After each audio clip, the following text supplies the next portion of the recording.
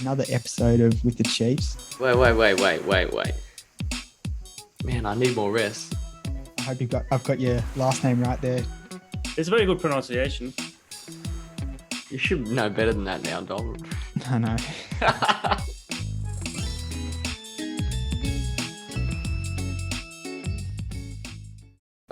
Look, boys, I've tricked us into. I'm already recording, so.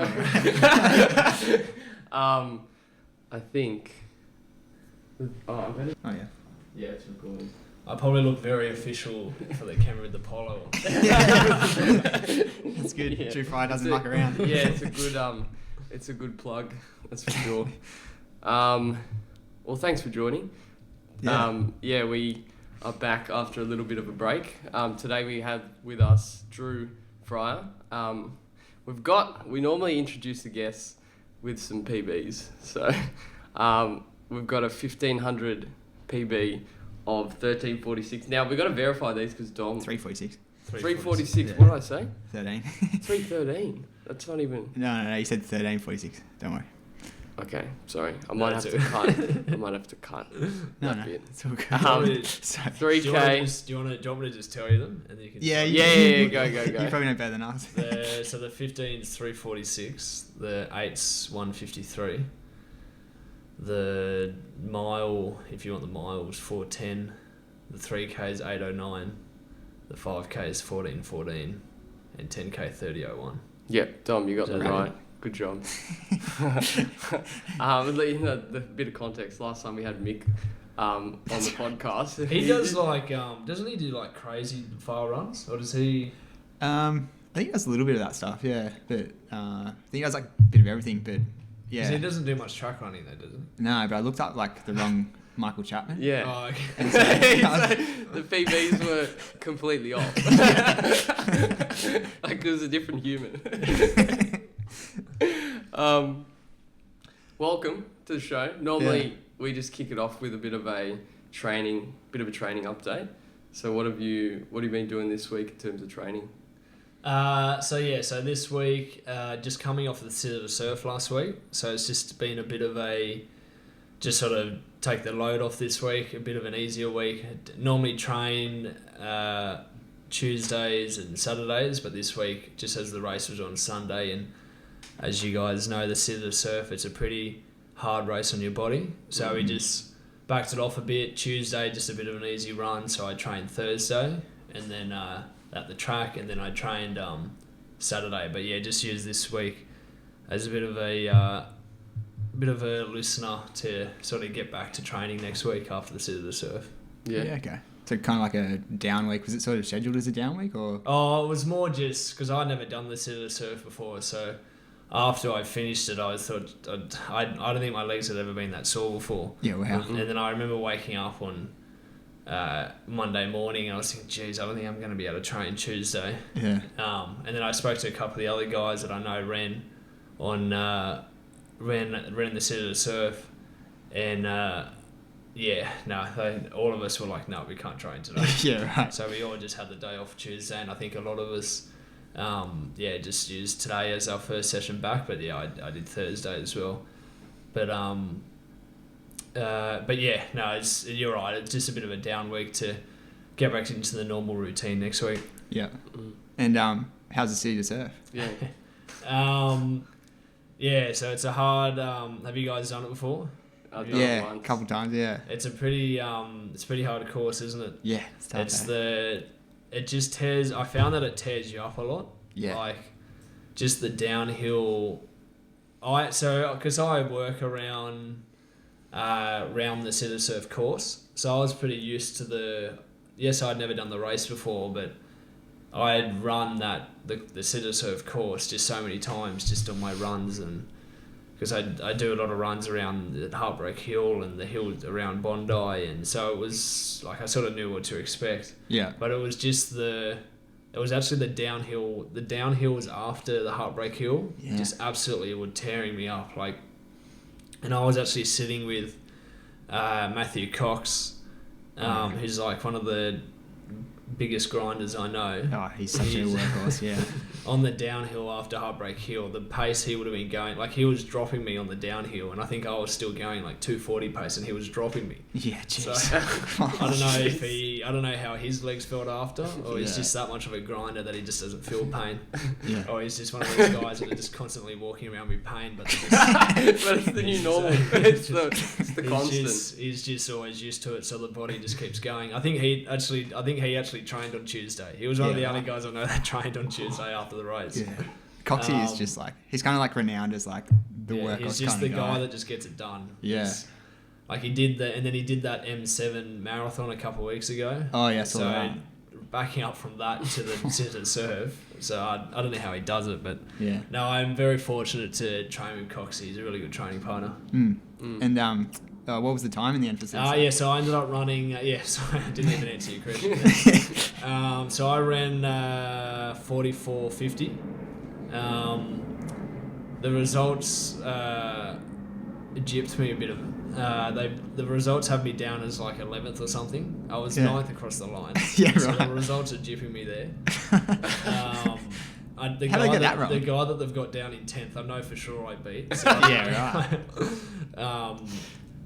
But yeah, I know I came 9th. And Coxie was 8th. Yeah, because we were running together for most of it, and then he sort of dropped me right at the end.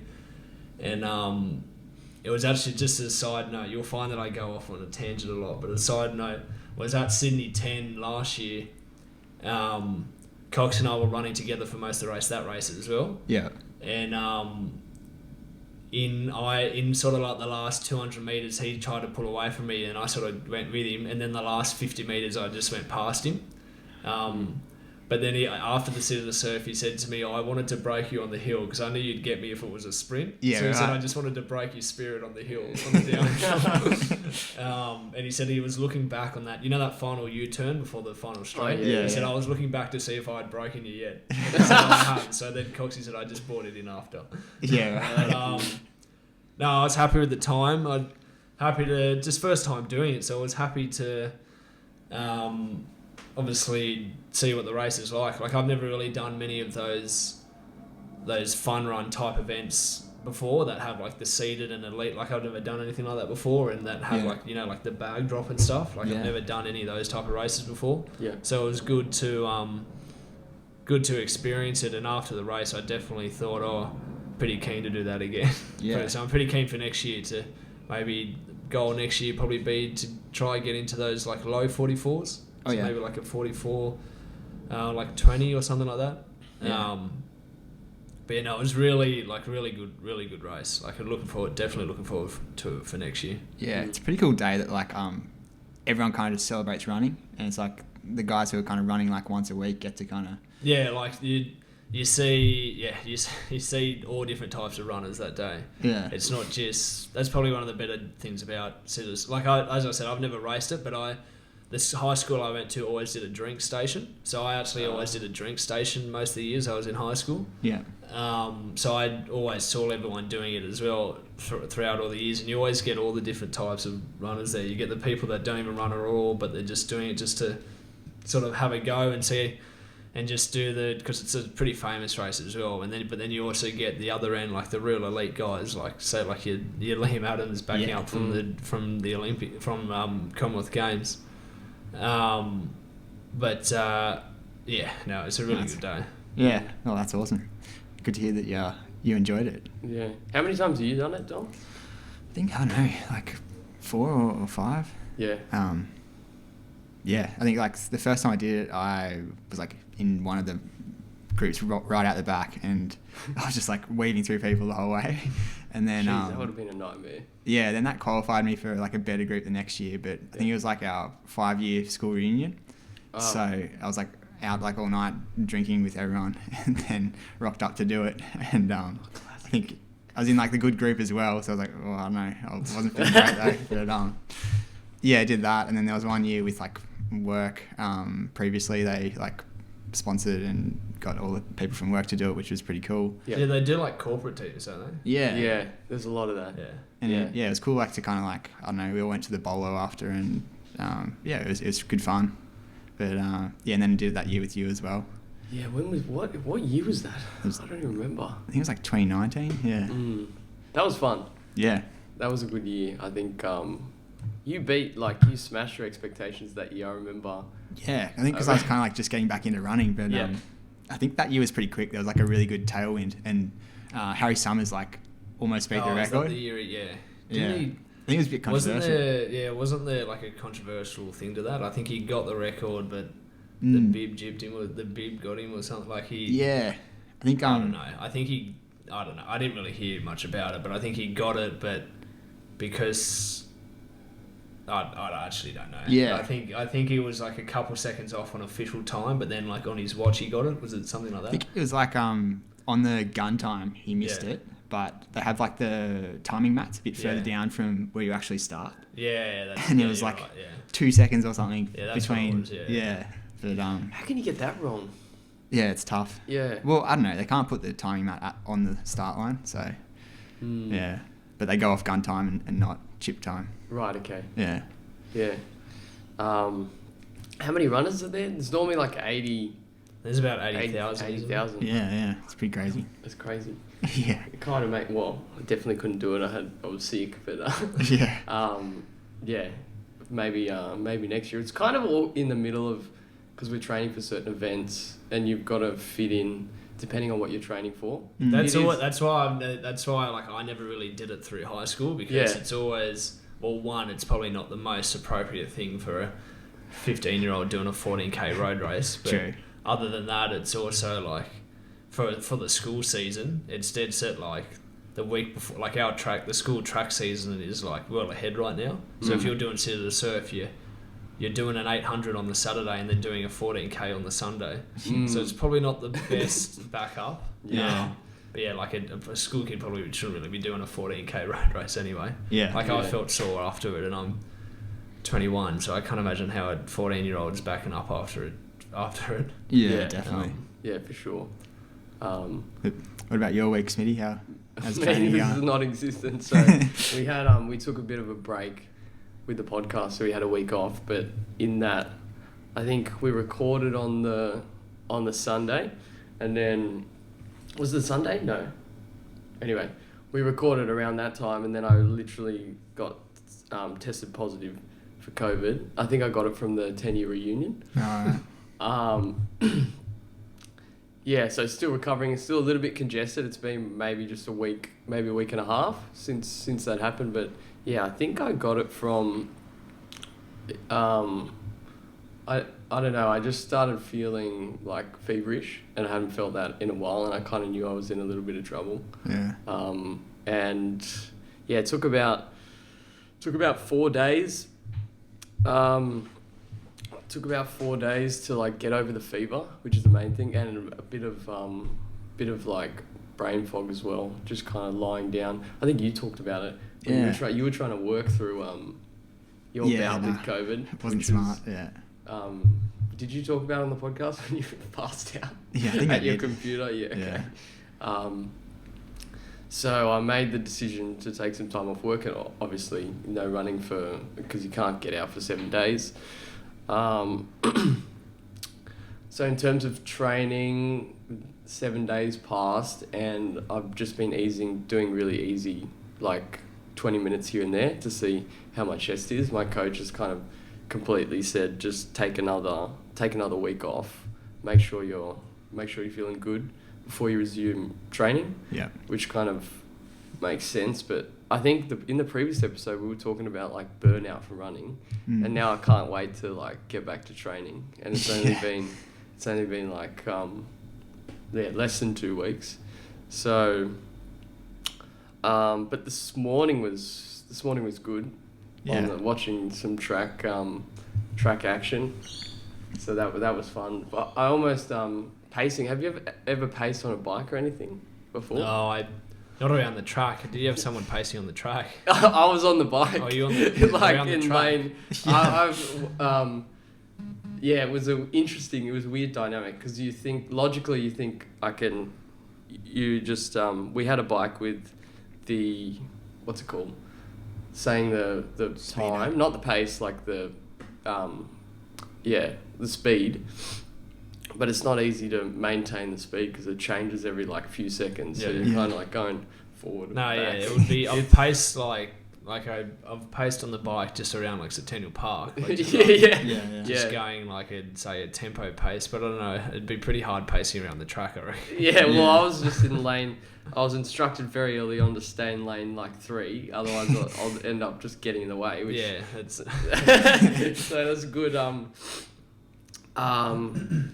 Good advice, and I'm lucky. I was advised that early on rather than just start the track race, but it was it was good. I do not envy like Arthur when he was struggling through 3K. Like it's just so much because you could hear you could hear he was right for like 2Ks, then 3Ks, and then as I'm on the bike I'm looking back. What was the session? Oh, it was a 5K like time trial. Oh, okay. Yeah. So Arthur was going for like sub 17, and sort of we went out at that pace, and it was a little bit quick, the pace. Not too much. It was like. But it was like I was pacing. That would be pretty cool to have a bike next to you while you're doing a time. I just felt like I was getting in the way, to be honest. But everyone after said it's like really good. It was good. It was good. But Dom was pacing, and first time we'll say it here. First time ever, Dom was pacing correctly. It's always tricky to make sure your pace is good. Dom did a really good job pacing. Yeah. But yeah, it just gets like you can hear the breathing and you can hear the intensity. Like towards the back end of a 5K is just hell. And I felt that. But I obviously didn't feel it, but you felt it on the bike. I was like, no, just the intensity of him, like completely just giving it everything. If that makes sense. Yeah. But that was the most comfortable I've felt on a 5K track. Anyway, I'm not even talking about training. I'm just rambling. So. But that was fun. I'm keen. I hopefully next week get back into training because I've only got 6 weeks until a marathon. Yeah, so it's not much time. Yeah, you probably want to get back pretty soon. And I've taken 2 weeks completely off. I don't know. So I reckon like 4 weeks you can really get fit though. Like you should still be right. I don't know. What do you reckon, Drew? Yeah, what do you reckon? 4 weeks. For a marathon though, like that's a long way. True. Yeah. I've been doing half marathon training for a good for a decent amount of time. If you had a good block before your 2 weeks off, you could probably get away with it. I was starting to find some fitness. Because people always think, if I miss 1 or 2 weeks, that's just the whole training block done. But it's like you forget the previous 6 weeks where you've done a proper training block. That's still in your legs. It's not just Yeah. I think you get the feeling after 2 weeks, you're like, I've lost fitness. I feel like any longer than 2 weeks, you probably start to lose fitness. But yeah, just like a week to 2 weeks, you can get away with it. But yeah, just probably that. I've always been told, like from my coaches when I was younger, just if you start to have more than 2 weeks off, that's probably when your fitness starts to fall back a bit. Yeah. I don't know, but yeah, keen to just. I got so used to, I don't know, finding good rhythm with training. So keen to get back and do some. I really enjoyed before I got sick the long run I did on. I feel like with marathon training, you'd probably have to get a bit of your routine would have to be good, wouldn't it? Like I've never done any marathon training, but wouldn't it just be? Is it a lot of Ks, or does it just depend what you're doing, or? Yeah. So it sounds like it would be pretty hard work marathon training. Typically, and we talked about this in the last episode. It was getting like really, it can get monotonous and just like a grind and a lot of kilometers. But yeah, trying to find the balance between doing a good sessions and quality long runs that you sort of enjoy is kind of important, but it is just a lot of you're right, because I do know people that they sort of say, I'm doing a bit of a marathon block, and they start banging out their Ks, and they do a good long run, and then they get to their session and it's just rubbish because they're just so spent after their long runs. Yeah. It's like, and then they're still completing everything. They're still racking up their Ks, but their actual sessions are just a waste of time. They're purely just the sessions just become long runs because there's no quality in it. Yeah. They're just so gassed from their Tuesday session is just a waste of time because they've gone too hard on their Sunday or something like that. Yeah. Yeah. I always know people that sort of just need to take your time with it, I guess, because people always, I don't know, they Want to get fit real quick. The old Get Fit Quick program doesn't always work. no. We were talking about this morning as well at coffee. Is like the process of getting fit is not like a linear process. Like it's not. We do one race. All right, now we do another training block, so my time's going to be like maybe this percentage quicker. Sometimes you just plateau, and sometimes it really depends. But marathon training is good and depends. I hope it's something that I will probably never see. No desire in the background. No, I feel like if I continue running when I'm older, I might become like a 5-10K guy. But yeah, the marathon's not on the agenda. What makes I'd like to finish. I'd like to I'll do a marathon. Yeah. But in terms of like properly being the focus. Yeah. In terms of a marathon and a full Ironman are two things I'd want to properly have a go at. But in terms of like having full focus on it, no. I feel like if I keep running when I'm older, I'll probably just always be like a 5-10K guy. It's just too hard marathon training.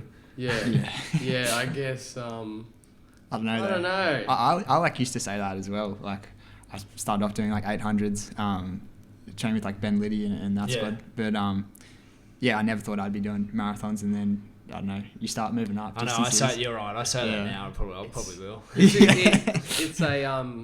It's a glorious distance. It's like there's a lot of glory in the marathon.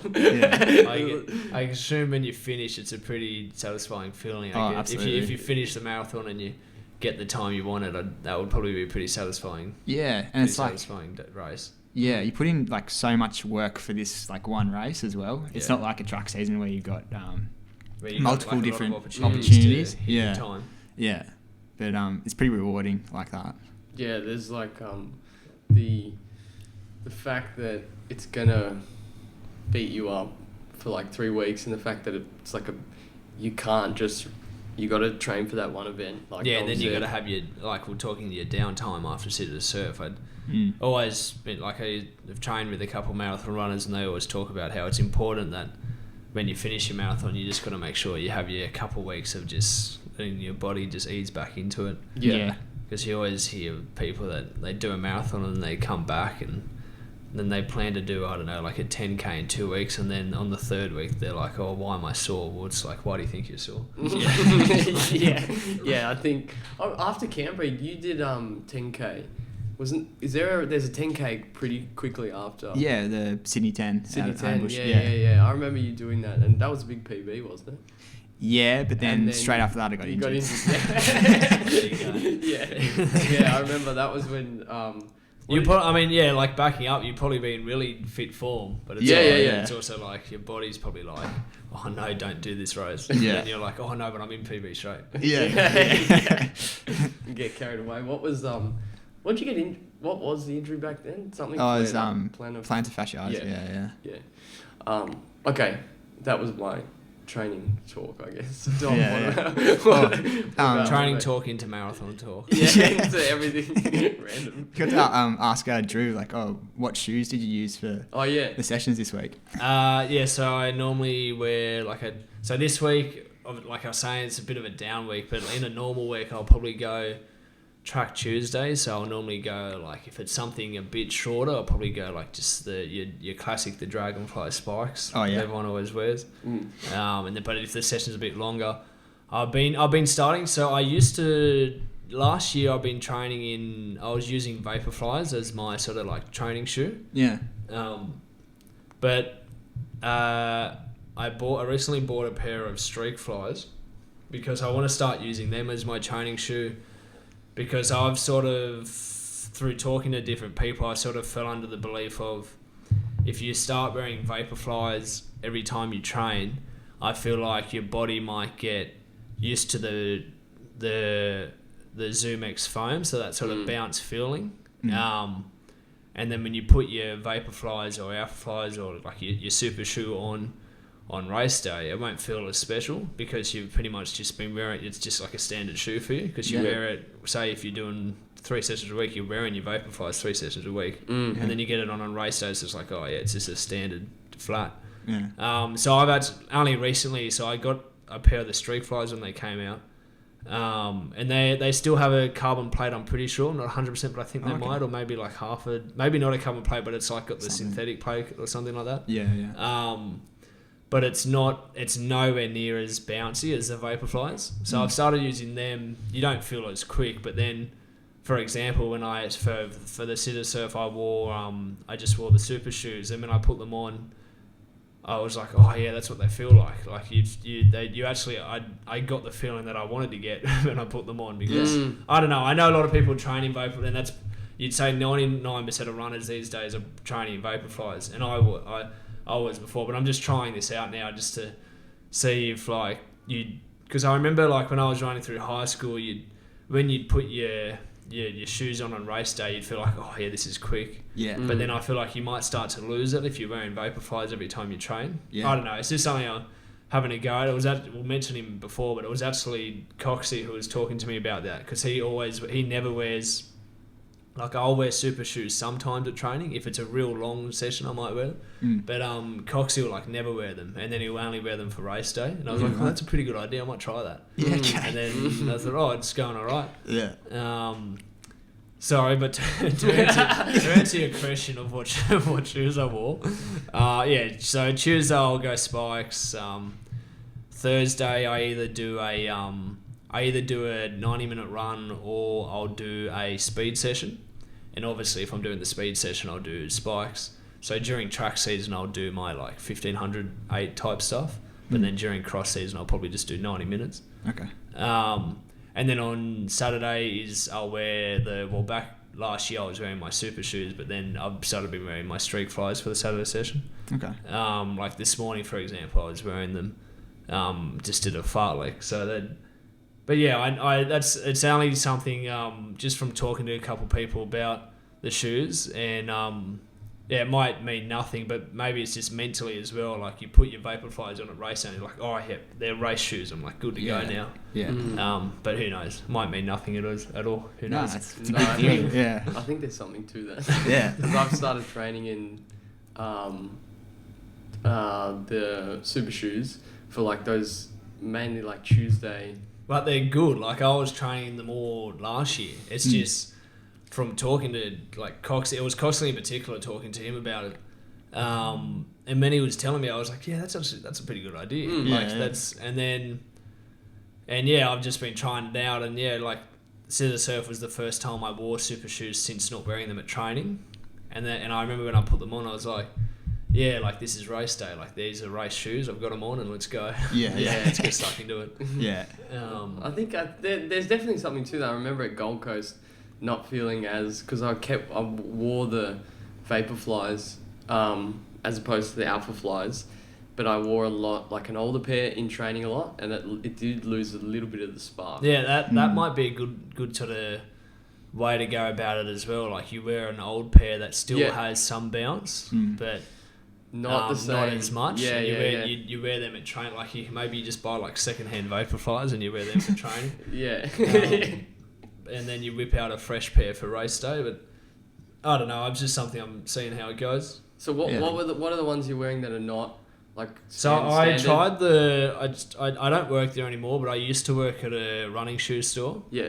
And then I sort of left there as the sort of school because I do some coaching at a high school, and when that season started up again with uni and my own running and then coaching at the school, I didn't really have enough time to work at the shoe store anymore. Yep. So I left there, but when I was there, that's when the Streak Flies came out, and I was sort of testing them out when I was working there, and I thought, yeah, these are pretty good. Like they've still got the bounce, they still feel nice and quick. The Nike Streak Flies, I feel like they're a pretty good shoe for I wouldn't say they're race shoes. I'd just say they're good training shoes. Why can't I think of that shoe? They're only They're pretty like the- new. Like they're not. Yeah. Oh, okay. They're not that common. Like Is not many that people the, have. is that like the Zoom? It's got Zoom X, but not a carbon plate, and it's like a 10K. think so. Maybe yeah. And they're pretty light. Yeah. I remember it's like pretty much as I stopped working at the shoe store, it's like when they came out then. So Okay. I didn't really know too much about them, but I just tried them on and did like a run in them, and I thought, oh yeah, These are I'll good. see how Yeah. these go. Yeah. Okay. Yeah, I definitely wouldn't say them as a race shoe, but they seem like a pretty good trainer. Yeah. Okay. They're kind of like more like the classics. So they're Flat. exact, and that's sort of like the whole idea behind it, like to wear like your more traditional flat, Yeah. like They're your kind of. Asics, like through high school I was always wearing like your Asics Hyperspeed or something like that, Oh yeah. or like an Asics Prana, so like real minimalist type shoe where it just feels like you got nothing on your foot. Oh yeah. Seems like that market's Cheating. kind of just disappeared. It's though. pretty much gone the complete opposite. Yeah. It used to be. I remember when I was in like year 7, 8, 9, it was like the shoe that everyone would wear would be like an Asics Prana. And for like, if you don't know, like an Asics Prana was like one of those shoes that dead set would, the stack height was like 0. Like your foot was pretty much on the ground. Yeah. How minimalist it was. But then now people are racing in Alpha Flies where the stack height's like, Just like as big as you it can makes get. you Yeah. taller. Like, Yeah. Yeah. Yeah. So but yeah, these it are- sounds like the shoe technology's sort of gone the other way now with race shoes. Definitely. these yeah. look sort of in. I've seen these before, and I've seen them at Pace. the streaks. The streaks, they're kind of in between. Yeah, they're so In yeah. So I between. think they are. So they're probably the middle shoe between a Vaporfly and a traditional flat. Yeah. Mm. Yeah. That's something to think about for sure. Is Yeah. maybe getting a pair. That's not. What a about bad idea. What are your jogging around shoes? It's actually pretty funny. So through high school, I always used to use Asics as my jogging around shoes. Oh yeah. So like just the classic workhorse, like an Asics Nimbus or something. Yeah. Mm. Or like a Kayano or something like that. Yeah. And then last year I thought, I'll try out, see what the other brands are like. And through high school, I like touched wood, like I never really got injured at all.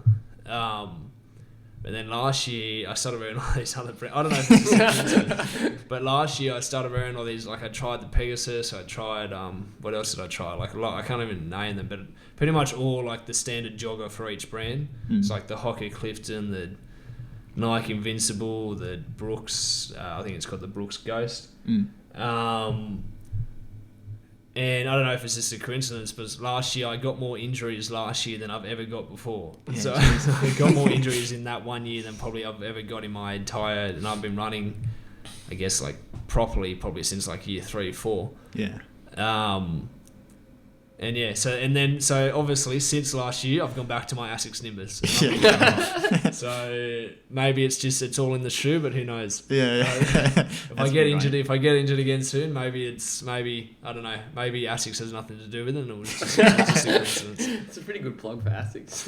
Yeah, The shoe yeah, that doesn't get absolutely. you injured. But I don't know. I just always wore the Asics Nimbus, and it always just like I feel like Asics were always like just sort of like the workhorse shoe, Asics or Brooks, because I feel like the Nike Pegasus, which a lot of people run in, it feels like there's just nothing to it. Yeah, and I know that's it's a great Nike, and a lot of people like Nike because it's like the running brand. Yeah. But when I wore Pegasus, it felt like almost like a flat. Like Yeah. it's not really a jogger. Yeah. And then I did try the Nike Invincible, but that felt a bit too. But now we're going into the bouncy type of shoes, where it's like I don't want a bouncy shoe as my recovery shoe, well, not like a jogger shoe, because I want to save my bouncy shoes for race day. Like I was saying. Yeah. And then what else did I try? I tried the Brooks was alright. The Brooks was pretty good. The Brooks, I tried the Ghost and the Brooks Glycerin. Oh yeah. But yeah, I'm hoping Asics is my brand. So if Asics wants to reach out, just feel free. Yeah. Asics if you're listening. Yeah. Not an ad, but like it can be. And if Asics would like to sponsor the Yeah, podcast, That's how it's feel done. free to reach out. All right. No, that's awesome. Can we talk a little bit about your running background? I guess So how did you? So you mentioned what, year 3? So I started running, I guess, like Tiny Tots Little Athletics. Yep. So what's that? I think that's like 8, isn't it? I'm pretty sure. Mm. And all my family's always sort of done distance running. So I've got an older brother who actually does triathlon now, but he was obviously a distance runner through high school. And then all of our cousins always did distance running as well. So we all did little athletics. So we were all in the same club at Remick Botany Little Athletics Club. So that, I guess that's what sort of got me into it. Yeah. And then I think I said year 3 because I just remember like year 3, 4 is like the first year you can make nationals. Oh yeah. And I remember I made it. I think it was like year 4. Wow. And I'm guessing, I mean, I can't quite remember, but I think around then was probably when I started to run, probably like do like an actual sort of training schedule. Not like a proper, obviously you don't want to be training proper because in year 4 you're probably like 10 or something. Yeah. So I'm not saying a proper training schedule, but probably doing like, I was at least doing sessions. Yeah. Like maybe 1 session a week or something like that. Yeah. When I was in Tiny Tots, I was probably just going on a Saturday and standing in like the high jump line for 6 hours at the But and then doing 1 jump and hitting the bar and that's it. But So I ran through junior school, primary school. My coach at the time was like the coach of the little athletics group. So that's how my brother and I, my brother Kurt and I were both with him. It was Damien Duncan. I'm pretty sure he still coaches there now. Okay. And then we both still do sport now. And I ran through high school. And then I was always like a cross country 1500 3K guy. I do hope, looking back at it now, I did hope that I feel like I should have done a bit more 800 work when I was in high school. Okay. Because I gave an 800 a go last season. It was probably my first 800 since I finished school. So I did it for the first time in 2021, and the last time I'd done an 800 would have been like 2018. And I ran 153, and my PB before when I ran that was like 159 from year 12. Yeah, wow. So I was like, maybe I should have done more 800s when I was younger. Yeah. Because speed's one of those things where, like, if you don't do it younger, it's pretty hard to do when you're older. That's what I always found. Like, for a couple of the kids that I coach, I always make sure that speed's the focus over just moving up distance. Everyone always loves the just move up distance when you're younger, but it's like, no, mate, just relax. There's always time to get to your marathon running, as we were talking about. Absolutely, yeah. So through high school, cross country was always my thing. I was always pretty decent at cross country. And then I finished school. And then here we are. I finished school in 2018, and then I started obviously uni in 2019, and I do some running with UTS as well. And I guess I'm still just finding my way now. Still running now. Yeah, awesome. Obviously the goal every year at school was always just to try and get that national qualifying time. And then in cross country, because to make cross country nationals, you have to come a certain place at state. So that was always the goal every year, and I guess it's probably still the goal now, just to continue getting your times down, like all of us, is just to get our times down. Yeah, absolutely. So crazy obsession. But when did you start like a structured training? Probably. I feel like I probably started like a proper weekly program probably in year 7, something like that. I doubt, because I know I was with Damien in primary school, and he was always just like, Damien is a really good coach. He was always because I coach now, and a lot of the stuff I coach my squad is actually stuff I draw from Damien. And I know I was with Damien until year 6, and that was probably just like 1 session a week, 2 sessions a week, probably 1 session and then maybe like a 15-minute long run on a Sunday or something like that. Yeah. And then, I probably started a proper program like year 7, year 7, 8. And then... Who was your coach then? So I was with Peter Spear then. And then I went to Jeremy Roth as I got a bit older. Oh, yeah. Because I was actually training with Jeremy Roth at the time. And then he stopped he was still trying to compete and he was trying to qualify for the Olympics, and he sort of stopped, and then he took up coaching, and then I moved to Roffey, and then I was with Roffey for pretty much my entire high school, from like 8 to 12 or 9 to 12, and then and I've always been someone that's big on routine. I'm the type of runner where I want to like if I miss one thing, I'm like, oh, there goes, like I said before, like, you know how people think of, oh, they miss a week, there goes the entire year's worth of training block. Yeah. I'm always somewhere, like, if I miss the Wednesday, probably in year 10 I was probably doing like a 30-minute run on Wednesday. If I miss that 30-minute run, there goes the whole season. The whole season's done if you miss that 7K worth of easy running. So I was always pretty big on routine, like not missing a single thing, because like, you're putting all this effort into running, what's the point of half-assing it? You might as well give it a proper go. Yeah. It's a pretty hard sport to do, running. Like, obviously we're pretty biased about it, saying that we think it's the hardest sport, but all these sports that are endurance based, you don't have that team factor as well. So it's I don't know. I always thought, like, I've picked to do a sport that has no money in it and little to no like teams. Like, it's pretty hard to make a high quality team in athletics as well. So if I'm gonna do it, might as well do it properly and see if I can actually make these teams. What was your question again? When you started I training, was just talking about some rubbish. I don't know. No. Well, you mentioned, it's funny, no money in running. Yeah. So it makes you think, like, you really. Well, you know what I mean. Like, you look at a sport, like, so I'm pretty big into. I follow like rugby league and cricket a lot, right? So if we went into cricket, you'd got so many more opportunities to make team. Obviously, it's probably a little bit more competitive because there's more people trying out for it. But like,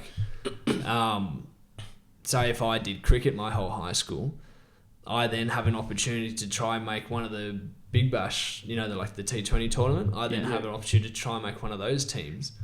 And how big's a roster? There's 10 teams, and there's 30 in each roster, probably more. Yeah. And then even if you're on minimum wage in one of those teams, you're still making more than a runner makes. What do you say? Minimum wage in a rugby league team, I think it's at 80,000 now.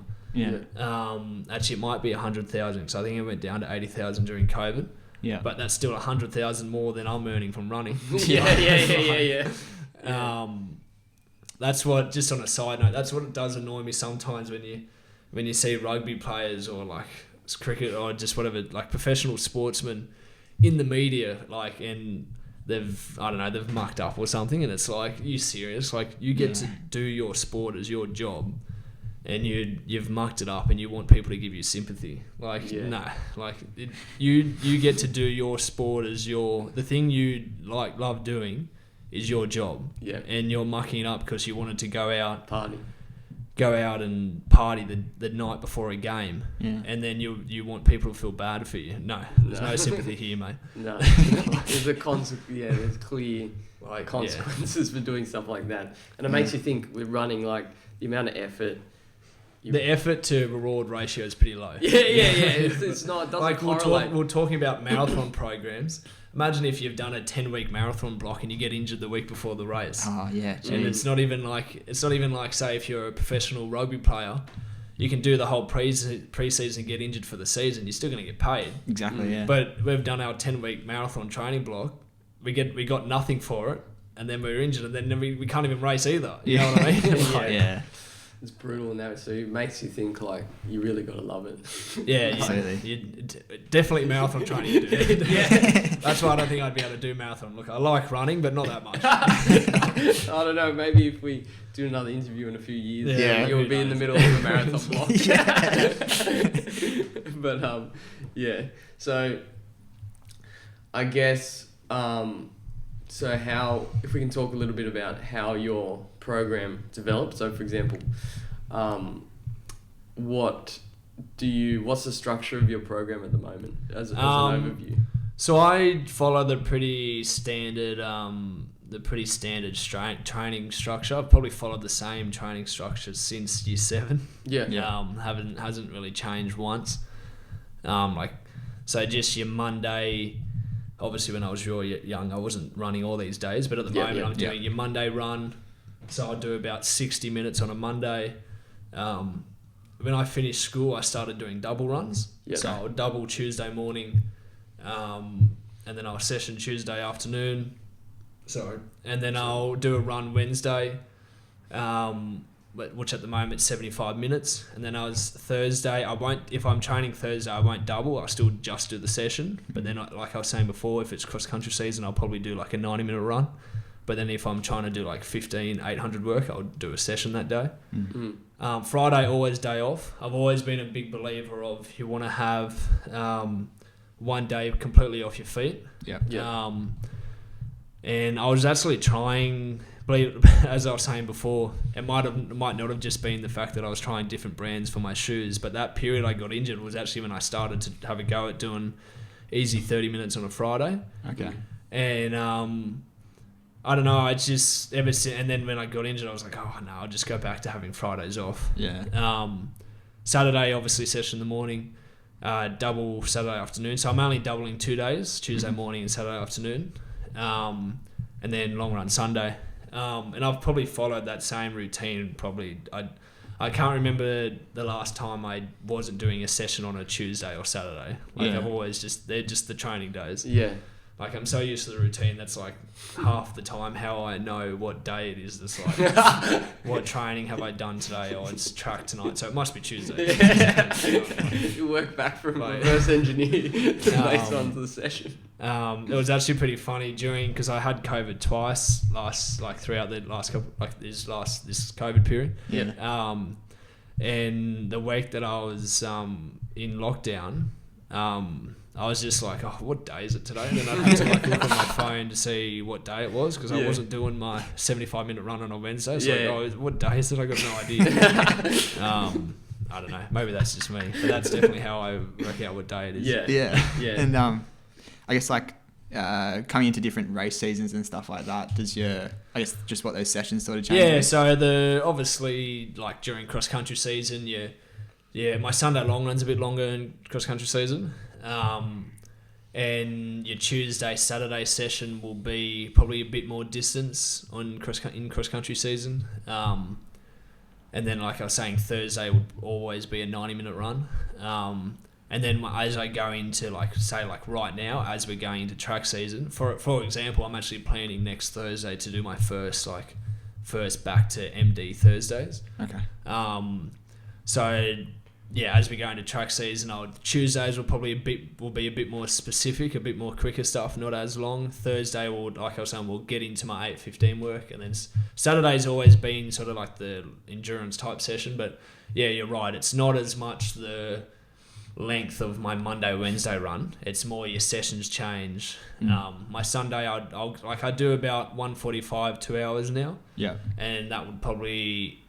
During track season, I'd probably just only ever do 1:45. Like I'd never go to 2 hours. Yeah. But no, you're right. The main thing that always changes for me in the seasons is just like how long your Tuesday, Saturday session is. Okay. And what? Because I think people find it interesting going to like the actual session. So like for example, what do some of those sessions look like? Like now. Yeah, just maybe some examples. So on Tuesdays, I train with I jump in with Run Crew on Tuesdays because they're just at the track. So like I coach my squad. It actually works like perfect. Like I coach my squad 4:30 to 6, and Run Crew starts at 6. So I'll coach my squad, change, and then do my session. Yeah. So the Run Crew session on a Tuesday night's normally something continuous. So maybe like the standard things probably like 8 300s off 200, 300 jog. Mm-hmm. So your Tuesday nights probably always Run Crew like to do continuous type sessions. Yeah. But I'm not someone that says, oh, you have to do a continuous session on Tuesday. Like you can mix it around. Like your Tuesday could also be like your K reps. So K reps off 90 seconds stationary. That's probably the most black and white session you can do. Yeah. And then your Thursday, like what I was saying, your 8:15 type work. I'll train with actually like the squad I coach on a Thursday. because a lot of the boys I coach are 8:15 guys, Yeah, right. and they're sort of like pretty similar to my pace in like 800 anyway. So Yeah. I'll jump in with them, What's that and dynamic that'll like? be like coach running at the same time. Yeah. Well, a lot of my squad are full of boys that are always just whinging how hard the session is. So I'm always just sort of Lead by example. it sort of gets me through the session a little bit. I find that Yeah. because I'm not actually thinking about like how tired I am. I'm always having to say oh mate, just go do this last rep or something. I'm not actually thinking about how tired I am. I'm telling them that stop being so tired. Yeah. Yeah. So your Thursday session, in terms of like an example, would be like if we were doing an 800 target session. Like my favorite example is the 4-4s of 5 minutes. So say if I was doing that session, I'd probably want to try hit my 400s in like 54, 54, 53, 53. Jeez. And you're getting 5 minutes stationary between them. But that session though, that's like by far one of the hardest sessions you can do on a track. Yeah. Like I've done that session a couple of times over the years. It's a session that a lot of groups do. Like it's a pretty standard. Like you'd probably be able to find it online. Yeah. But like I know Peter Boll, for example, does that session. Oh yeah. And that by far is the hardest session I've done on the track, 4-4s or 5 minutes. And then if you say that to someone that obviously is like never run before, they'd be like, 4-4s, what, you kidding yourself? Yeah. Yeah. But I think I'd rather do that over 8x K. Yeah. But no, like that's a real hard one. Like, and then something like maybe like 3 500s or 5 minutes, and you're hitting the 500s in like 70 to 69. Yeah. It's just real like 800 race pace type stuff to really get the lactic building in your legs. So when you get to race day, you're used to the lactic feeling because you've just done it at training. Yeah. And then your Saturday session's always been... so my Saturday normally goes by week because at the moment I'm doing coaching at Cranbrook School, and we have a invitational every Saturday. So since like, when did it start? Like June, I think the cross country season starts. So since then till now, we've had a meet every Saturday. So I've always had to go real early, and I've been training solo or with my brother real early, and we'll just do whatever I'm feeling that day. If I'm feeling terrible, I might just do, oh God, I feel shocking, let's just do like a fartlek or something. Yeah. But Saturday I was just sort of taken by a week because it's just sort of hard to... No squad wants to train at 5 a.m. So who am I going to run? like this morning, for example, I was up at 4:30 to get to Homebush for 5 o'clock. Trained at like 5:10. Started the warm up at 5:10. Yeah. And then finished the session around, because I like to leave about 90 minutes, 2 hours for a session. So then I finished the session at like 6:40. So then allowed me 20 minutes to get changed and get ready for the school carnival, which was at Homebush at 7 o'clock. So yeah, Saturday sort of floats around. But Saturday I do tend to most of the time, like if I'll jump in with Run Crew on a Saturday, like if the time works, with them, it's obviously just whatever they're on their program, but it's normally like just your longer like tempo type thing. Yeah. Which I think is the pretty standard Saturday, like doing threshold and stuff like that. Yeah. Like say one of the harder Saturday sessions I've done is it's actually not a tempo session. It's this, because I used to train with Sydney Running Academy, which was that one that Ken Green coached. And I got this session from him, and I give it to my squad a bit. Like for example, the boys that aren't at school that I coached, that trained us at Tyndall Park this morning, they actually did this exact session. Because it's a real good cross country session. They've got national cross next week, so I was like, boys, you've got the hardest but best possible cross country set you can do. It's grass loop plus hill. So you do like this. It's sort of like 1.1k grass loop, and that grass loop sort of has like real different terrain. Like it's not just flat grass. It's like it starts on the white fence, then you sort of go up, down. Like it's a proper good cross country loop. You do your 1.1k loop. You then have 2-minute break, and you do the Paddington Road hill, which is about 450 meters. Yeah. And then you jog down, and then as you're jogging down, you then go straight back into the next grass loop. So one set is a grass loop plus hill. And then the boys this morning did 3 sets. I'll probably normally do like 4 sets if I did. It's a really hard session. Yeah, jeez. But yeah, Saturday we normally do like tempos or like hills. and then Sunday long runs always. I always run around Centennial Park on a Sunday. And I always like to get good amount of hills in on a Sunday. Not like people always, you get some people that are always talking about what pace they ran on Sunday, but it's like, no, just if you're feeling good, you can maybe pick it up. If you're feeling rubbish, just get it done. Like, it doesn't matter. Like, at the end of the day, your training day is Saturday. If you're feeling so good on Sunday, maybe you should have gone harder yesterday. Yeah.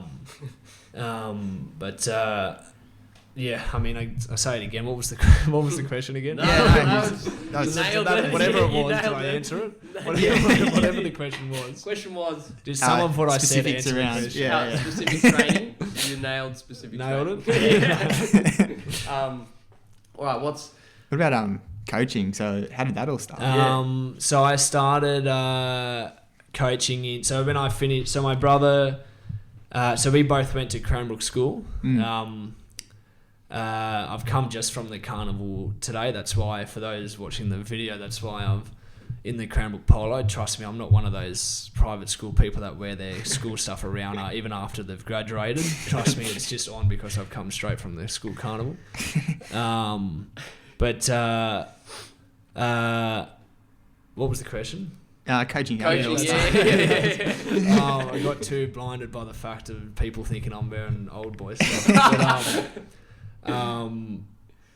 So my brother finished school in 2016, and when he finished, 2015, and then he sort of started coaching at Cranbrook when I was in like year 11 and 12, and then when I finished school, I joined Kurt in coaching at Cranbrook, and so that was in 2019.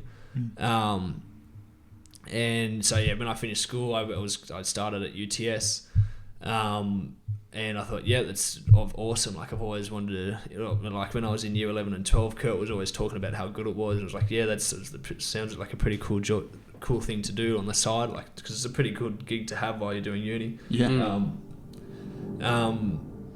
And then in 20, like, I never had any ambition to actually make a proper squad. Like, I was always just, I'll just coach at Cranbrook because my brother just coaches at Cranbrook, and that's the only coaching things he does. Yeah.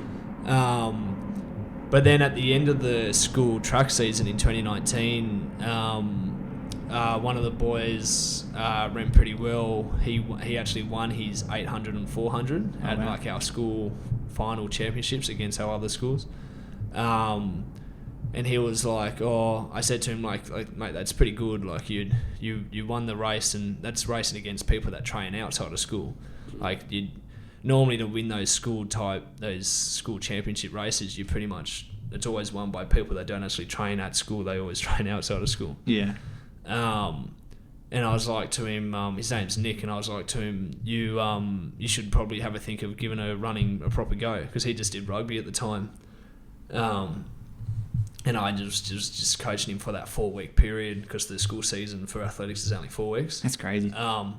And I was like, mate, you went pretty well. You should think about giving it a proper go. Because I think at CAS night, which is our final championship, he ran, I can't remember the exact time, but it might have been like 209 or 208. Okay. And he was like 14, I think. Yeah. And the national qualifier for that age was like 204. Ooh. And I was like, it's pretty doable. Like, you've run 20, whatever the time was. You've run that time of just it's a 4-week season, but the 4th week is the CAS night, so really only 3 weeks of full training. Crazy. The season's a bit longer now, but back in the day it was a bit shorter. So I was like, I can recommend a squad for you to join if you want. Like, you can join, because I was obviously, like, I was running at the time. I was like, I can recommend you join like the squad I'm in, or and he was like, can we sort of just continue what we were doing? And I was like, all right, we can. So we just started meeting one time a week, because this particular boy is obviously he's not the biggest fan of running, but I guess he just likes my chat so much, so he likes coming to me. We just started meeting once a week, and then this other boy, George, was also in the same boat as Nick, that I sort of coached him for that 4-week period. He went really well. I think he was like he did the classic rookie error of he did the 15 and 800 at that school race. Oh, geez. And he did the rookie error in the 1500 of like leading probably 1,499 meters, and then got taken at the end by a Trinity kid. But yeah, George and Nick both went really well, and I sort of said to George, I remember I'd met Nick maybe like once or 2 weeks on a Wednesday, just once a week, and then I was like to George, because I think George might have heard that I've been meeting with Nick, and Nick was from rugby, George was from football. I was like to George, well, yeah, you can jump in as well. Like, you obviously went really well as well. So they both, I just started coaching both of them. We were just meeting every Wednesday afternoon. I've still got my program on Excel spreadsheets from then. I'll always keep that. It says, I think the first month it says like October 2019, and I've got that all the way up till now. Yeah, and then ever since meeting with those two, it then grew. Had a couple more kids from Cranbrook join me.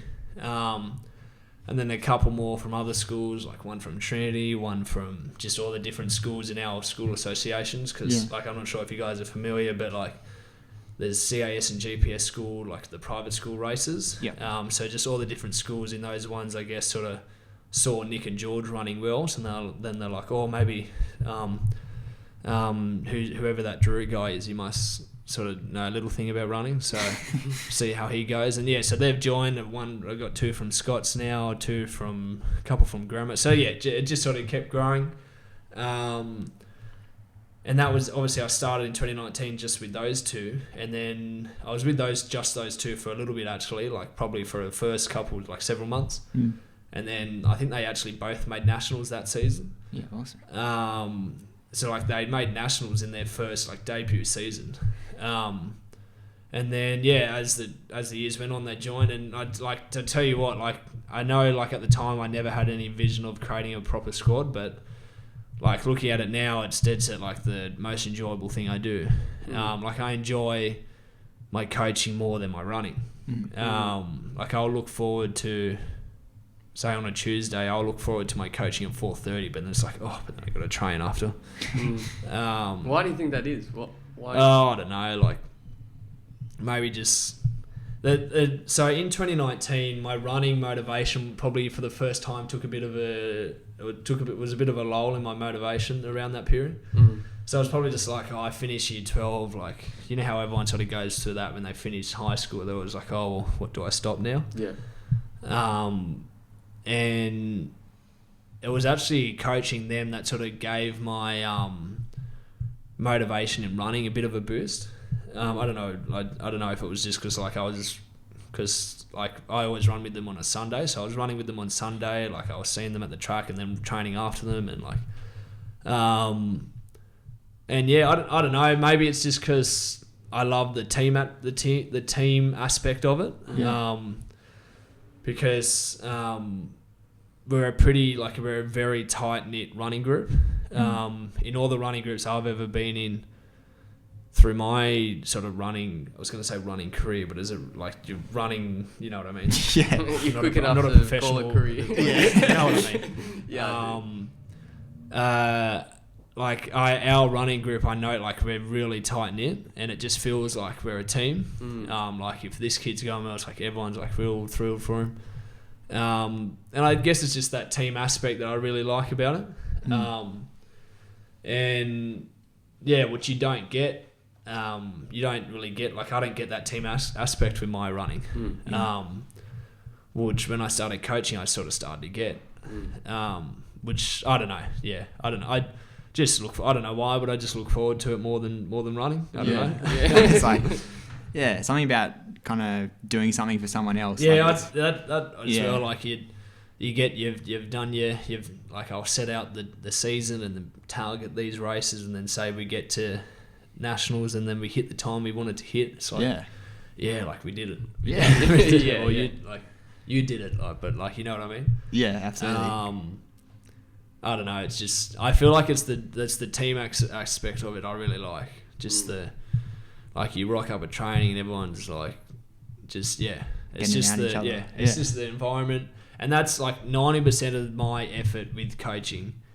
Like people would think I'm adding mayo onto this, but like dead set, like 90% of the things I think about and what I'm doing at training is purely just to make sure everyone's enjoying it. Like, anyone can write a program. It's not that hard. It's not that hard to write down K reps Tuesday, run. Like, you know what I mean? Well, it's like it's the same stuff everyone else is doing anyway. There's only so many variations of K reps you can do. If you do them off 90 seconds, it's the same as doing them off 70 seconds. There's no difference. So dead set, like a lot of the majority of my efforts always put into making sure that the boys are enjoying their time at training. Like, I'm speaking from experience, I know, like, you need to make sure that everyone's gelling, because if running as an individual sport, if you don't have that team aspect, like, it just becomes like a bore. Like, it's not boring, but it can become a bit dull sometimes. And if they're not enjoying going to training, like, how can I expect them to come to training? Because that's one thing as well. I'm very fortunate with all the parents of every single kid I coach. I don't have a single pushy parent, which is I'm very lucky about. Like, not a single one of the parents out of all the boys I coach, like, not any of them monitor the sessions. Like, you know how you always get the parent, you see some sessions and you always have the parent group like staring their kid down, like, oh, what was that split? And it's like, you don't need to know what split that is. Just drop your kid and leave. Like, and I'm real fortunate. Like, I've never had a single parent ever ask me, like, oh, what's the go with this? How come so and so did this yesterday when this person he races did this? Like, the parents of the kids I coach have had nothing but trust with me, like, which I know I'm really fortunate about, because I know, it's just, I know from experience, like, even just the kid, like, if I'm accepting a new kid into the group, I wanted to make sure that it's probably the kid with the right personality, because I know all it takes is one sort of arrogant or immature kid, and the whole environment will just be thrown out the window then. Like, you need to make sure that you're surrounding yourself with the correct people. Like the saying of, like, if you surround yourself with goers, you too shall go. Have you heard of that one? But the one I have now. You want to make sure that you're surrounding yourself with the right people. It's like in work. You want to make sure you're in the right group at work. Like, that's whenever I'm having someone join, I always want to make sure, like, let me just get the deal on this kid. What's his personality like? If he starts running good times, will he be a bit of a wanker, or which no one likes a wanker. Like, just it's good on you, did a good time, just leave it at that. Yeah. It's hard to. That's the thing. Sometimes when you start running good times, the ego starts like. But it's like I feel like some people that get carried away with it. It's like. It's just like, you don't need to shove it in people's faces. They're putting just as much of effort as you. Like, just like, you don't need to. They know what time you're in. They were there. You don't need to tell them. If you're so good, people will know that you're good. You don't need to tell them. If you're finding the need that you need to tell people that you're good, you're obviously not that good. It's true.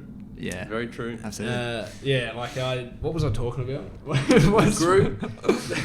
Group dynamics. Well, it's the group dynamics. Like, I don't know. I just found that I'm really happy with, like, the group culture that we've got, and the parents are really good, and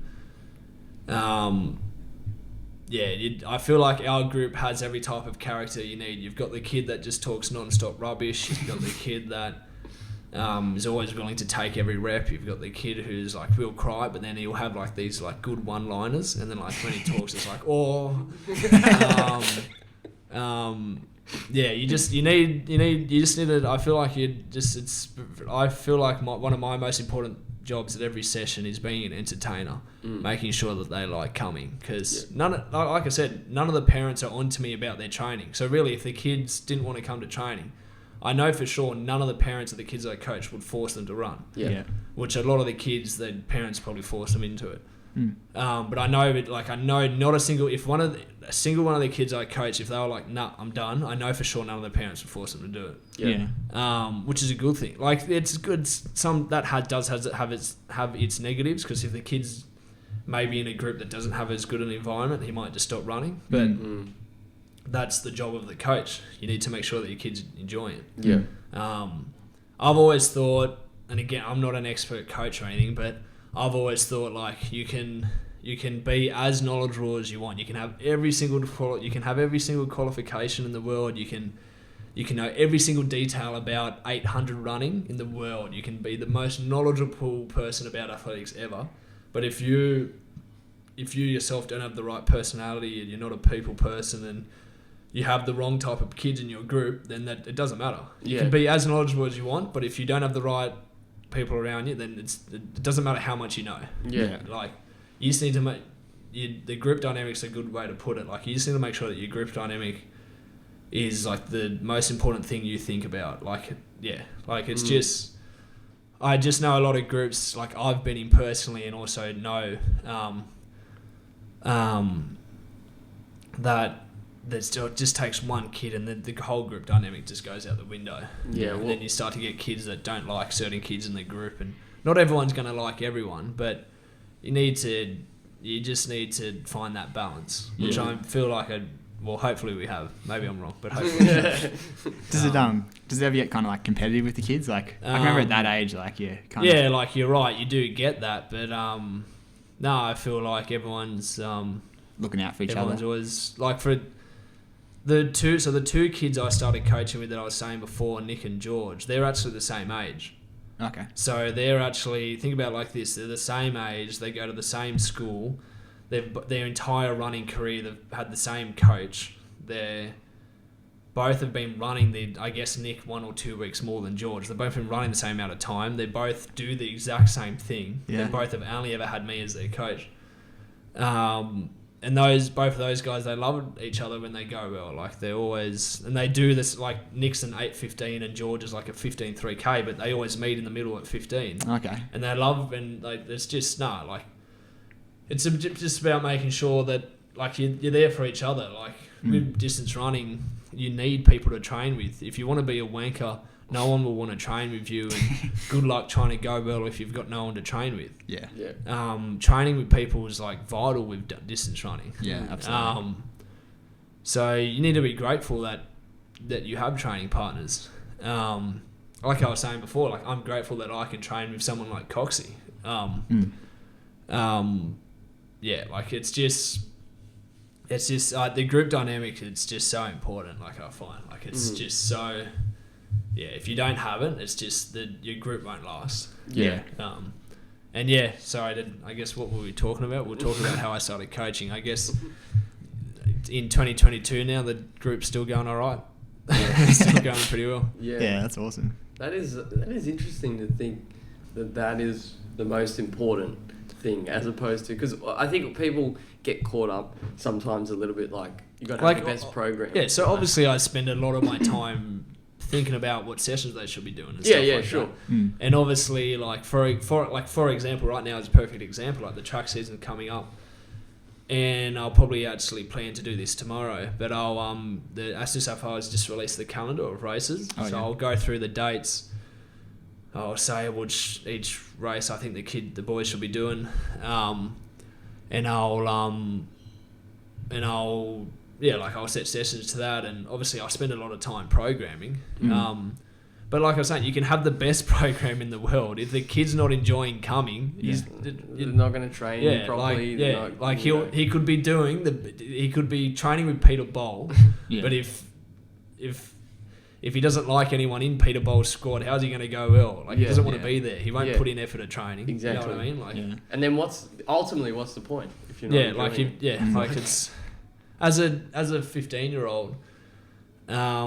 What's the point of them doing running if they don't like it? Like you might as well go try doing rugby. Like, you know what I mean? Yeah. I do obviously spend a lot of time on my programmings and second guessing myself. Like, should they be doing this? Or actually, no, I reckon they should do this session today. And like a lot of the times, I'll set something and I'll have like my month of program planned out of what they're going to do, but then I'll get there on Tuesday and be like, actually, no, let's do this instead. Yeah, really.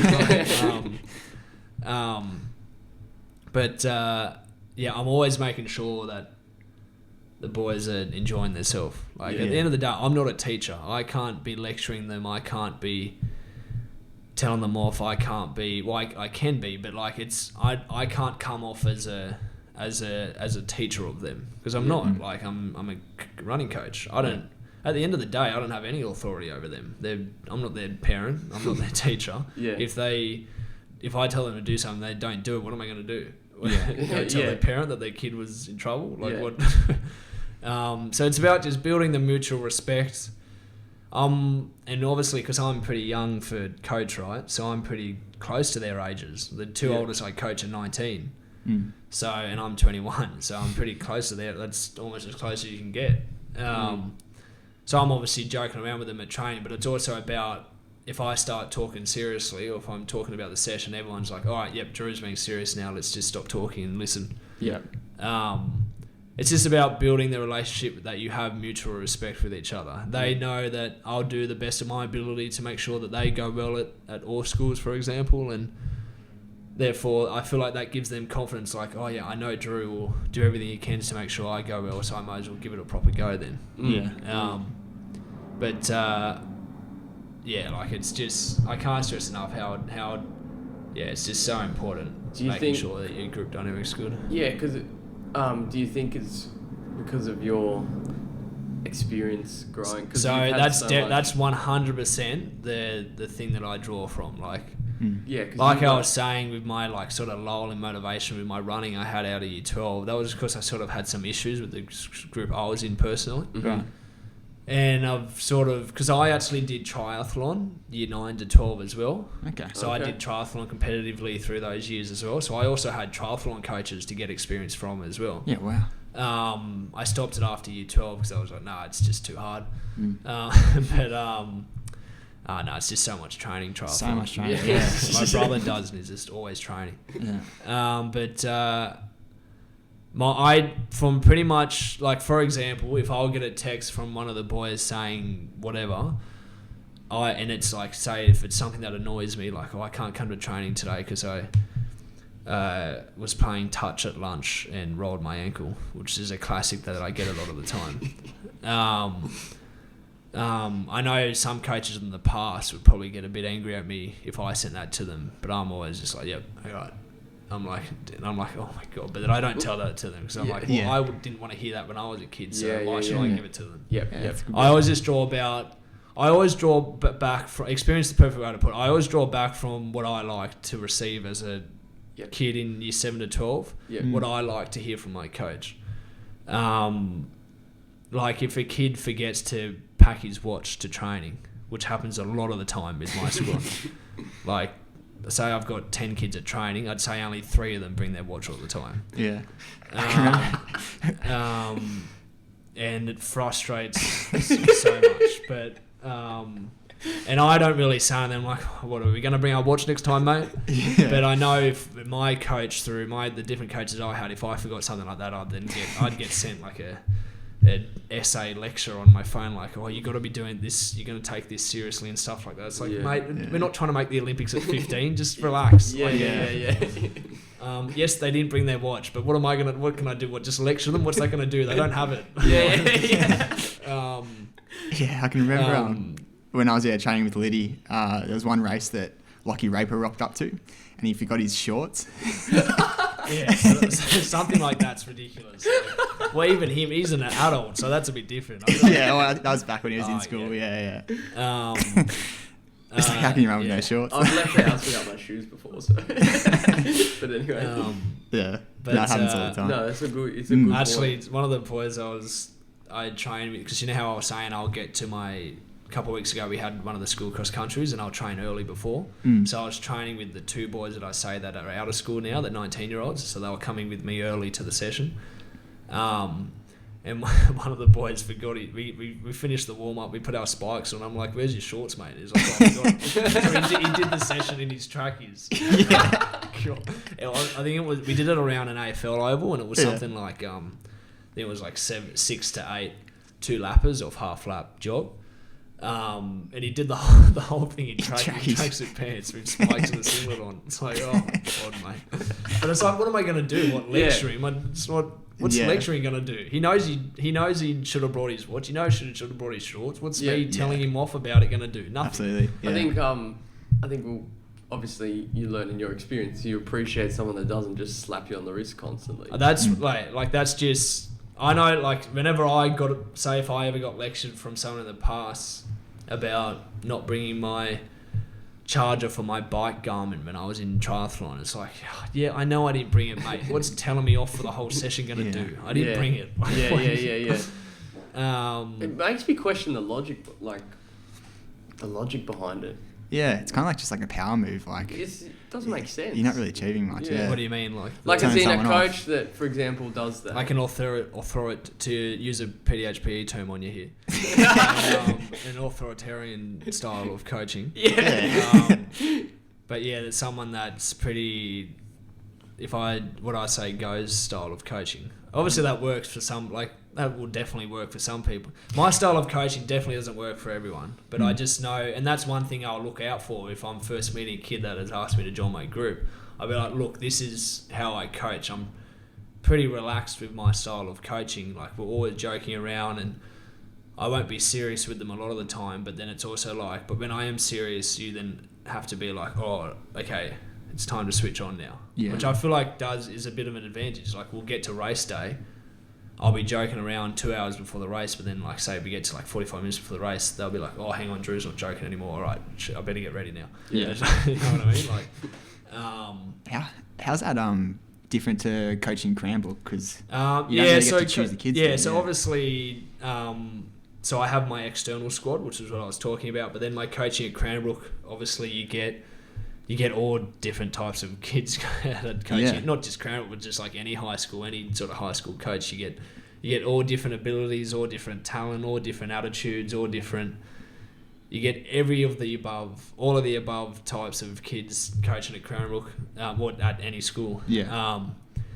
And I feel like my brother and I are lucky in Cranbrook the fact that we're both old boys. So we both, and as we ran through high school, we sort of got like school accolades, right? So kids at Cranbrook know like, oh, they're like the Fryer brothers. Oh yeah. So even though some of them will be annoying, I know most of them who know who Kurt and I are, they still have the mutual respect for us. Yeah. Like I'll be joking around with them, but then obviously you get the kid who came scholarship, for example, this year will have no idea who I am. Yeah. And he'll give me no respect whatsoever. But most of the kids will. You've got that credibility. Yeah. And we are lucky that we're old boys, so people like in the Cranbrook environment know us. Yeah. But you're right, coaching at Cranbrook, it is sort of different. It's different but same to my external squad. Because like it's just about, as I was saying, my job as a coach is to be able to see what type of personality that kid is. So what type of coaching style is going to work best for that kid. Yeah. For example, this kid today, who's one of those kids who he's always acting as if he sort of thinks he's too cool for it. Yeah. But he's got a lot of talent. But Oh, that's good. I just coach him at purely just Cranbrook, like he doesn't do running outside. And he always does sprints every year. He does like 1 and 2 because no one likes picking middle distance because they all think it's too hard. They'd much rather just do a couple 50-meter dashes and call it a day. Yeah. And I've always wanted this kid to try out like the 4.8. I know I got no chance in talking him into trying the 8. But I finally talked him into doing a 4 today at the school carnival. And he ran, I think he was like 53.8 or something. Wow, that's quick. And this kid's in year 10 or 11. I was like to him, mate, I was like to him, and I was sort of taking the piss out of him a little bit as he was on the block, so I was like, fire up, mate. Like yelling out in front of everyone. And he's like, oh, just stop. And then I was like to him, mate, you ran that's a pretty good time of 0 training because that's just off sprint training. Like he hasn't come with the middle distance team. That's just, and because my brother and I we just take the middle distance team that the sprints is with. Like, mate, imagine if you actually try some 400 training, you could run pretty well. Yeah. So hopefully after today, he gives it a go maybe next week. But like I was saying, it's just about knowing at school coaching, especially being quick to judge what type of personality type a kid is, and then knowing what's best going to work for him. So with this kid I'm talking about, me joking around with him a lot and like paying him out a lot is what works with him. Yeah. I'm like, well, mate, are we going to actually... Because I always like to him, mate, you're so good at actually like talking about doing the 400, but are we actually going to do one? Yeah. Like, and like he did the 100 and I was like, did you feel good about getting the div win? Because he raced in the div because he wanted to win. He didn't race in champ, like the A and B race. He wanted the B win. I'm like, well, did we feel good racing against nobody, did we? But yeah, it's about knowing the type of personality and being able to address what will work with that personality the most. But then if there's a completely opposite type of personality to him, someone who's real serious all the time, someone who doesn't really like joking around on race day and is like, yep, Gets, I like, just want to be, stressed out or whatever. maybe just being real relaxed with them and just being like, so mate, you do it all the time at training, it's just like another day here, just being nice and relaxed with them. It's just about knowing what works for which kid. And as you work at these schools, you get to know the boys pretty well because you obviously see them every year. And obviously it's different to my external squad. I'm obviously a lot tighter with them because I see them 4 times a week every week. But then with the Crown Book boys, I'm obviously seeing them a lot less. But as the years go on, you see them get older. Like with Nick and George, for example, I've known them since they were in year 8 and 9. And they were like up to my waist, and now like Nick's like my height and George is like up to my shoulders. So like I've seen them grow up. It's about knowing, you just get to know them as the years go on, and it's about seeing the kids when they come in year 7, seeing who you get in year 7, and just saying, okay, let's work with these kids now for this year. But yeah, it just comes back to what I was saying before with the group dynamic. It's just about addressing the type of kid, knowing what type of kid it is, and knowing what type of approach will work for them. There's a lot of wisdom from a 21-year-old. I hope I don't sound like someone, or who does this guy think he is? I'm being serious. I'm being serious. I think it kind of like translates to like life as well. The though. It's insight, like, because I know, like thinking back, using your example of experience is so like clear cut because you just know. So you wouldn't be like that if you didn't have that experience. So I'm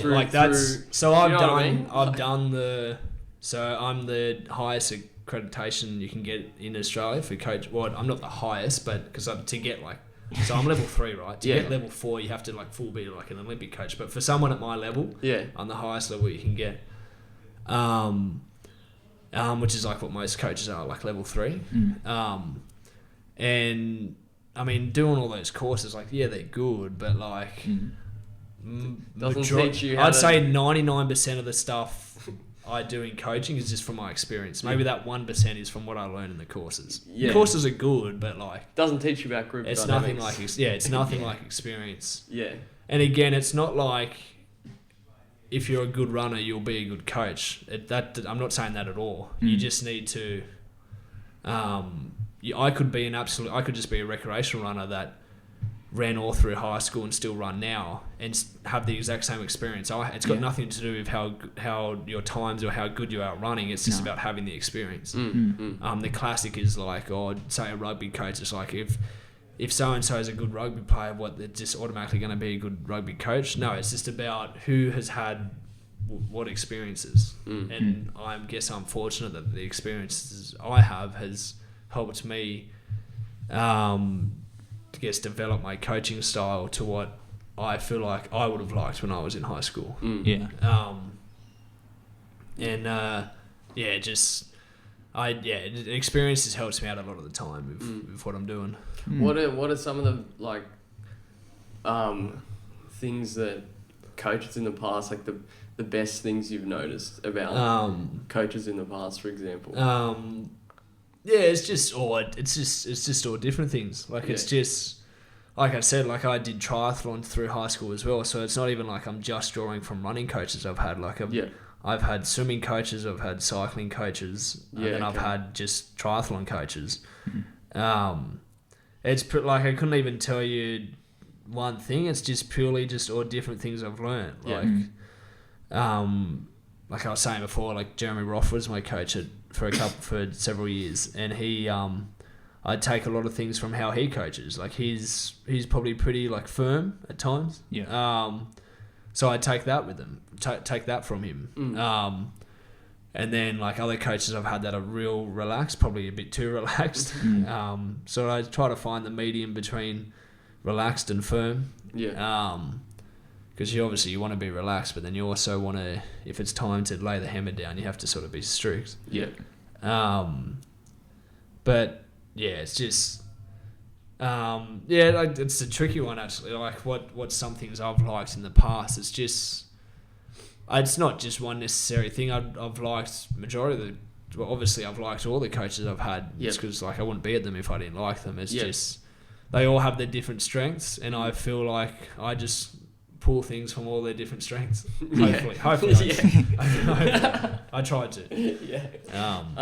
And where, I guess, talking a bit about your running, where like what you just want to keep training and I've got no idea what I'll do with my running. Yeah. Just obviously, just keep training and just keep trying to get my times down. Yeah. I'd like to break like some time goals. Like I'd like to break 8 minutes for 3K. Yep. Seems like you're kind of close to like 40 Yeah, so minutes. Sub 30. my 10K is 30:01. That's like the most. That's frustrating. Is that more frustrating than 30 flat? What do you reckon? Is 30 flat more frustrating than 30:01? I don't know. It's definitely frustrating though. But I'd like to break 8 minutes for 3K. I'd like to break 14 for 5K. I'd like to get my 10K down to like sub 29:30. Which I feel like off my other PBs, I should definitely be under 30. Like I should probably be like a 29:40 mid runner. Yeah. So I'd like to get that down to under 29:30. 800, I'm happy with my 800. I'll probably never do another 800 again. 153 is good as my life PB. Yeah. 15? 15, so I've run 346. I'd like to obviously the barrier that everyone wants is 345 because that's obviously 60-second laps. Yeah. Obviously I'd like to get under 345. But the big one I want to get under 8 minutes 3K and 14 5K. They're the two main ones I want because I feel like as I get older I'll move to a 5-10K runner and I'd really like to get my 5K down to under 14. Yeah. I'm at 14:14 and I know that's like 14 seconds, but that was like 2 years ago now because like last year I did do 5K because that's when I had my hamstring strain and COVID and tonsillitis and COVID again and hip flexor strain and all of the above just from using the bloody Nike Pegasus. Yeah. Just to keep enjoying it. Like I was saying, I jump in on Thursdays with my squad, so it sort of helps out with my coaching, me running as well. Because a lot of my squad's just so soft, I have to do all the work and lead them round. So, so I do that. Oh dear. Yeah, you must have like gotten a little bit of confidence. I think at the New South Wales State race, you beat a couple of weeks ago. Yeah, so there's that a couple was, of sub 30 runners you beat there, or yeah. So that was I was happy with that one. So that was my first. So a couple of weeks ago at New South Wales short course, that was my first race back since like the last race I did would have been like State 3 last year. Yeah, right. And in State 3 last year, I went into it carrying a hamstring strain, so I wasn't even 100%. I ran like 8:15 and my PB was 8:09. Yeah, wow. So I wasn't happy with it, but I was injured going into it. I don't even know why I raced, but yeah, I wanted to get short course in a race before City Surf, and I had absolutely no idea how I'd race, like no idea, because I hadn't raced for so long. Yeah. But yeah, I was happy to come away with that result. Yeah, it was good because it sort of gave me a gist of who I should sit with in City to Surf. That's the main reason. It was just to see what my fitness was at, to see who I should run with at City to Surf. Yeah, okay. Because I feel like if I went into City to Surf as my first race back, it would have been like, oh, like should I go with this guy? But he might be too quick. Like I haven't. Yeah. Because obviously training form is different to racing form. You can be training the house down, but be terrible at races. Like it's just it was just purely as a bit of a tune up. But then I guess getting the New South Wales title was a bonus. That's awesome. Yeah. Well, yeah, I guess wrapping up, Smitty, unless you got any other. No. We've covered a lot of ground. Yeah. Except for the final question we normally ask guests is, what's your favourite race, or what's like been your favourite event in the past? It's probably... actually, in high school, I'd always say cross country. Yeah. Like I always was so much better of a cross country runner. But then these last couple seasons, it's probably moved more to track. I really like the 3K. I feel like because I'm not quick enough for a 1500, but then I'm also probably not don't have the K's in my legs enough to be able to pull off a real good 5K. So I feel like the 3K is unfortunately it's not an official event, but because it's like not a, you know what I mean, like it's not an Olympic event. Yeah. But I guess to say that I do enjoy the 3K because it's just you get the 5K guys coming down and then you get the 8:15 guys coming up. Like you were talking about Liddy's group. I think Liddy's group always try like state 3K night out every year. And they always because they're always like obviously they're like pure 8 guys. Like they hardly I don't think many of them even do 1500. So they're like pure 8 guys. And they it's always a lot of people meet in the middle at 3K. Which is and I don't know, I just feel like 3K is my perfect distance. Yeah. It's just because I'm too slow for 15 and not fast enough for 5K. Yeah. What about particular race? Like, can you? Particular race. Probably state 3K night. 3K, but particular what like anything that sticks out from like a moment or memorable, like big a memorable breakthrough. Something that. Like my actual favorite, like my favorite moment in running. Yeah, maybe was actually like race. It's actually not my. It was my running, but so it was in year 11, right? And our school association has like these our like cross country championships, and to win the premiership, you have to have a team of 4 runners.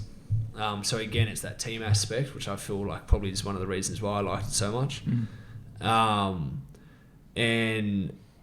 it was year 11, it was me, and then there was this year 12 guy, Benji, there was a year 10 guy, Ben Rabbit, and then our 4th runner was this other year 12 guy. And the goal the whole season was to get the premiership. And we weren't favourites on paper. We won in 2016, but after 2016, our fastest runner was in year 12, so obviously he had left Cranbrook. And then in 2017, we were obviously a bit weaker. And the goal the whole season was going back to back. And we by far weren't favourites on paper. But I remember just like at the final CAS at like the school championships to get the premiership, like we all just ran like so well. And yeah, just winning the shield that day was like that's by far my favourite. Like I've made like in that same year I made World Schools cross country in Paris. And and people would be like, "Oh, isn't that you?" But no, I'd still remember like winning that shield in year 11 was like by far like my favourite thing. Like that was because also like the sport of cross country in these like private schools never really gets much time. It's always because it's obviously a smaller sport. You're comparing it to a sport like rugby, which is fair. Like rugby has 80% more kids than like it's obviously rugby is going to get more time. But it's just also the school in particular that I go to, Cranbrook's a real small sports school. So like whenever we win a premiership, it's always a pretty good thing. And yeah, I just remember like winning that was always like, and also the year before, a lot of people said we only won because of that guy that was in year 12. So it was like, no, we can win without him. So winning, that's by far. It doesn't even, your question was my favourite running achievement, but that's more like a. That's a perfect response.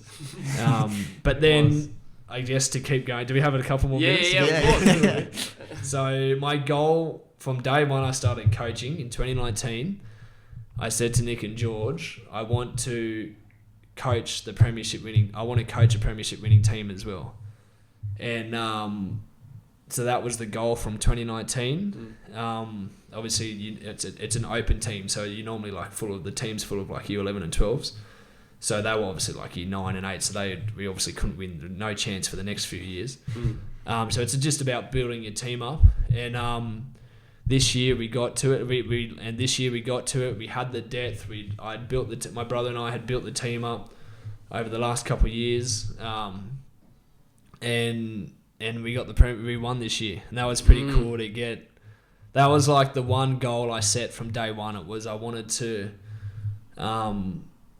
to coach the premiership winning team, and I was just so happy for the boys to get it as well, because it's like, it's just, as running, like, it's an individual sport, so whenever you get the opportunity to be a part of a team, you just got to jump at it. Like, that's the one thing in running and swimming, all these individual sports that you miss. It's just, whenever you get the opportunity to jump at a team event, you just have to jump. Like, it's just, and when they won, it was just so good, and I was just so happy for them. And yeah, that was just one of the goals I set from day ones. And I was joking with them. I was like, well, if we win, I guess I can just stop coaching, because like I'm done now.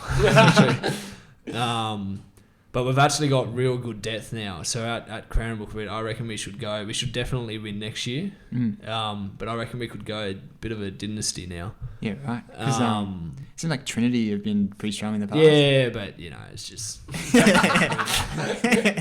we're just better now. And that's the other biggest GL question. But that's another reason why it's so good when a school like Cranbrook wins, because we offer no sports scholarships.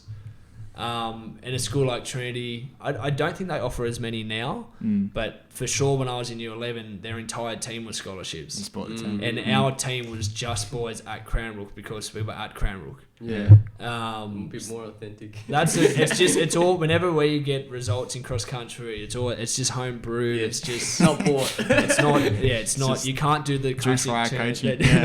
You can't do the chant at it's everyone, all the boys at like CAS night at like our school championships. All the schools, whenever like a Trinity kid wins, all the schools always yell out like, "Oh, how much does he cost?" Which is probably not that good, but you can. That was pretty good. It was pretty cool winning this year. I'll be coaching at Cranbrook next year. Who knows the year after? But yeah, hopefully we can win next year as well. Yeah. Awesome. It sounds like you're onto a winning formula. Yeah, it was. And thanks for joining. No, Yeah. all good. Thanks for having me. Hopefully I didn't go off topic too much. That's the name of the game in this stuff. Honestly.